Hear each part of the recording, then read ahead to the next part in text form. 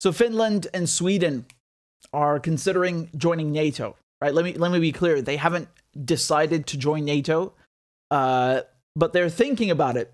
They're very, very strongly. As a matter of fact, I'll play you a clip here from the Finnish and Swedish prime ministers. They held a press conference where they spoke about this decision to contemplate NATO membership. Of Ukraine.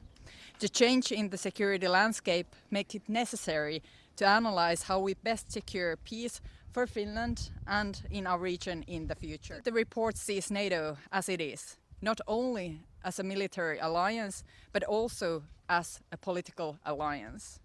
NATO is an organization where important decisions concerning our security are taken. It is an important part of Europe's political and security architecture. As part of the discussion, we need to assess how our possible NATO membership would respond to our security needs. We also need to be very frank about consequences and risks. There are both short-term and long-term risks. Yeah, that's putting it mildly, but continue. Both Finland and Sweden make independently their decisions regarding security policy arrangements.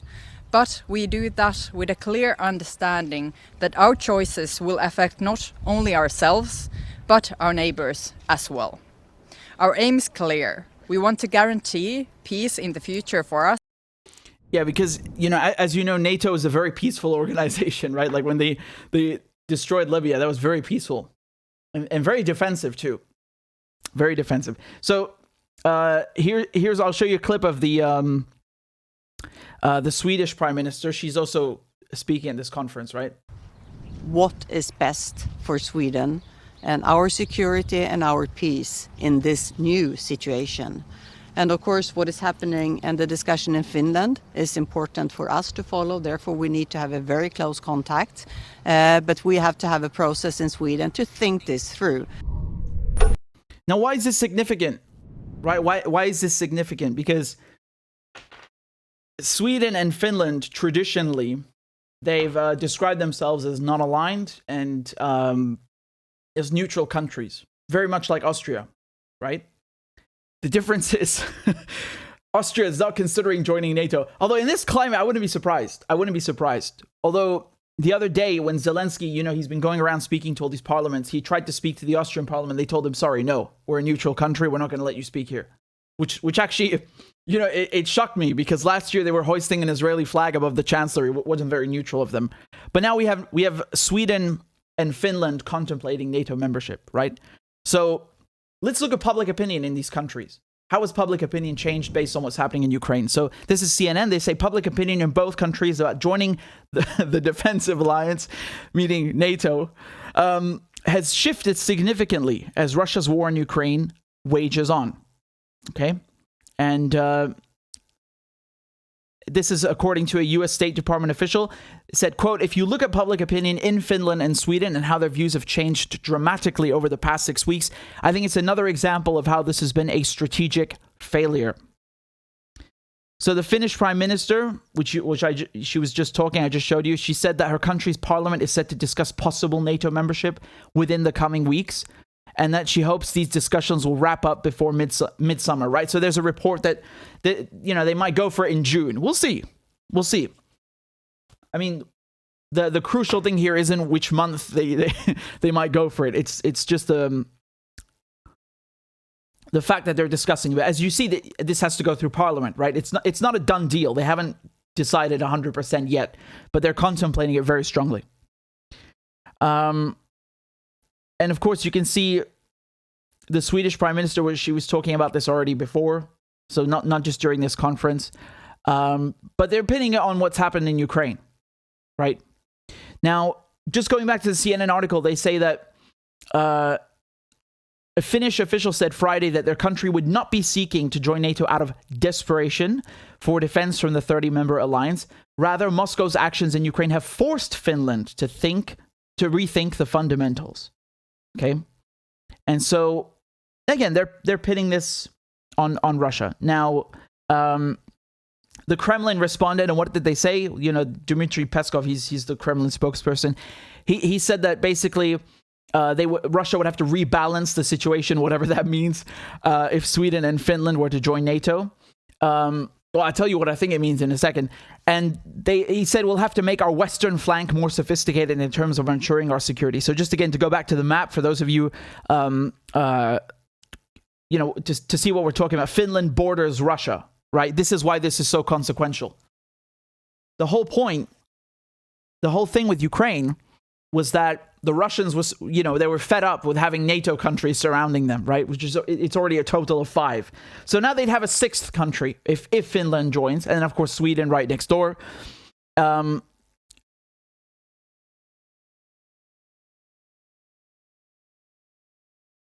let me tell you my thoughts on this. Because people are saying that, well, Putin screwed up. Russia's whole point was to go into Ukraine and demilitarize Ukraine and basically show it who's boss and tell it that, we're not going to tolerate NATO expansionism, and we're not going to tolerate, NATO troops on our doorstep, US biolabs on our doorstep, pick whatever one you like. The fundamental reason here, even if you had 0 Nazis in Ukraine, that's obviously a huge issue. But the fundamental issue is NATO expansionism, right? And it's nothing to do with Putin. Like, I don't know how old people are. I don't think it really matters. You can pick up a history book.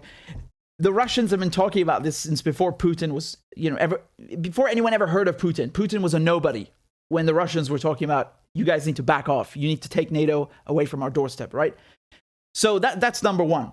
And people are saying, well, if that really is Russia's primary concern, they've screwed up. Because now, instead of deterring future NATO membership, they've actually, they've basically forced Finland and Sweden to rethink their, non-alignment, their stated neutrality, and to actually join NATO.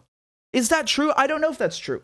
Because if you look at the map, look at how many countries joined NATO since the collapse of the Soviet Union. Because remember, this is very important. NATO was created in 1949 with one sole purpose, which is to counter the Soviet Union, right? That's the only purpose. So the Soviet Union ceases to exist in 1991. So there's no real point for NATO, is there? Right? So you would think NATO would cease to exist because there's also no Soviet Union. That's not what happens. NATO not only continues to exist, it continues to expand. As a matter of fact, it doubled its membership. Doubled. Do you understand what I'm telling you? So, I mean, just look at how many countries. You can see the original ones are in dark blue from 1949. And then, of course, during the Cold War, 1952 to 82, you have other countries joining in. It's mostly Western Europe, right? Turkey as well. And, you had the Cuban Missile Crisis also with the Jupiter missiles and nuclear missiles in Turkey. But you see, in Eastern Europe, this is what the Russians have been concerned about, because these countries used to be satellite states of the Soviet Union, right? They were basically under control of Moscow. And they were in the Warsaw Pact, which doesn't exist anymore, right? It's not just the Soviet Union. It's the military alliance created in 1955, the Warsaw Pact, which was in response to NATO, also doesn't exist. And the United States and NATO basically snatched up these countries that are not only former, satellite states of the Soviet Union, but also Warsaw Pact, like Poland, right? For literally, as the name implies, the capital of Poland, right? And so they've snatched these countries up and doubled the membership. And so the question here is, would Finland and Sweden have joined NATO even if Russia was not in Ukraine? I don't know. I don't know. Yeah, maybe. So I don't think it's fair to pin it only on what's happening in Ukraine, because if you look at the bloody map, you can see that there was, I mean, look at this, right? In 1999, in 2004, in 2017, was Russia in Ukraine? Was there a war in Ukraine like you're seeing now?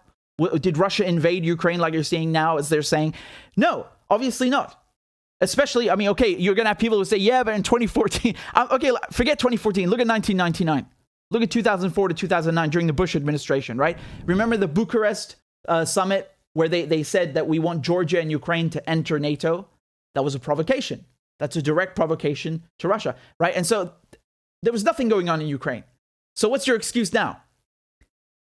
You don't have one, really. So now, actually, on the flip side, Russia has basically vindicated, I mean, not really, but in their brains, in their minds, in the West. Now they're going, oh, you see, Russia just proved us right. NATO has a purpose as a defensive alliance, and yada, yada, yada. And again, I love how they call it defensive alliance. I really love to know who NATO was defending when it bombed Syria or bombed Libya or Yugoslavia. Who is it defending? Exactly. Which NATO member was it defending? What NATO interests was it defending? What was defensive about that? Obviously nothing. You have a slave trade in Libya. You have one of the richest, or should we say the most prosperous, because it's not just a question of wealth, infrastructure as well. The most prosperous nation in Africa destroyed by who? By NATO. By NATO. That's not defensive. That's offensive. So again, the framing is important, right? Again, let me look at I told you, let's look at the poll. Let's look how public opinion has changed regarding NATO membership or support for NATO.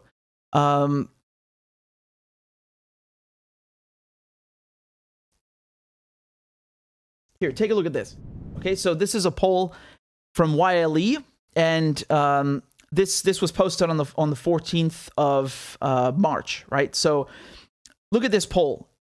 You have 62% of respondents saying they are in favor of such a move, of joining NATO. So the question is, should Finland become a member of the NATO alliance? And now you have 62% in favor, 16% against, and 21% who don't know.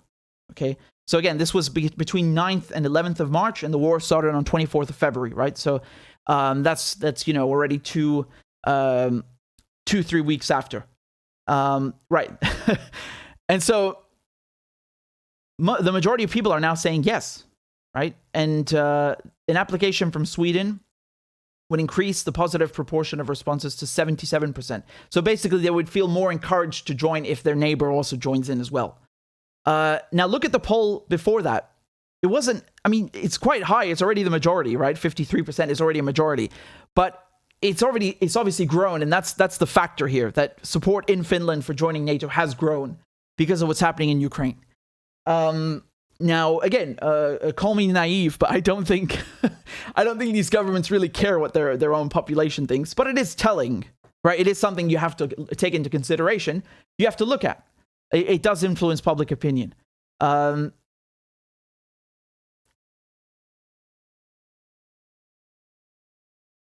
again, my point here would be that I honestly don't know. Certainly, public opinion is being influenced by that, yes. But I really don't know what would happen. These are crazy times, though. I think the most important thing that has emerged from this Ukraine war is not Finland and Sweden contemplating joining NATO. I think it's Germany being rearmed, because Germany was already in NATO, but it was kind of, it was like a eunuch. it was neutered. It had no balls. It had no grit. It had no teeth. On purpose, right? That the United States has been one of the major proponents of this policy, disarming Germany. Because when you give Germany weapons, well, I don't need to remind you, the Holocaust, World War II, etc., right? That doesn't mean everybody in Germany wants war, but, this is the historical precedent and the reasoning, the logic for why Germany should be disarmed. And now, as a result of this war in Ukraine, the United States is actually the top proponent of rearming Germany, right? So they basically, they pushed Germany to increase its GDP from 1.5 to 2%. The military spending is now 2% of its GDP. They spend, 100 billion euros now? That's more than Russia. This is not going to end well. And, corporations are more than happy about this, right? So you're not going to really see anything about that in the press because they view it as a good thing, right? Sending weapons to Ukraine is a good thing. Germany rearming now is a good thing. In another context, I don't think, people would view that as such a good thing. But certainly you could say, yeah, what's happening in Ukraine is influencing public opinion. But I honestly, I'm telling you honestly, I don't know whether that's the only factor that would have pushed or resulted in Finland and Sweden contemplating joining NATO. I think that NATO is so aggressive and expansionist, they might have very well succeeded in absorbing Finland and Sweden at a later date, even if nothing happened in Ukraine. because I'm not pulling that out of my ass. That's literally what happened with not just European countries, but especially in Eastern Europe, which is arguably much harder to do, right? Than getting countries like, Scandinavian countries, which are viewed more as Western European. And so there is historical precedent for that, and that's something you should take into consideration. Needless to say, I don't think this is a good idea, right? I don't think this is... if the idea is that, well, Russia got angry because of NATO expansionism, more NATO expansionism is not the answer. That's not a diplomatic settlement. It's an offensive action. It's a provocation. And the thing is, sending weapons to Ukraine. Do you see how in the media they always talk about sending weapons? They never talk about diplomacy. They try to market that as being the solution. It's not a solution. The solution, every war always ends with a diplomatic settlement, or most of them, right? You have some sort of compromise that's reached. Of course, unless we're talking about a total defeat and an unconditional surrender, but you must have some sort of reconciliation on some level, right? Even Germany, you had denazification, you had some sort of transformation, some sort of agreement that takes place. You can't come here and think that, this is going to be solved by just provoking Russia more. No, this is, again, you can be against what Russia's doing in Ukraine. I get that, but you cannot act like NATO is not responsible. NATO pushed Russia into doing this. This is a fact. And the people who want to sit here like revisionists and act like this map is fake, that NATO hasn't been expanding for decades. I mean, these people are liars. They're absolute liars. This is an expansionist policy. This is imperialism. And doing more of this is not going to solve anything.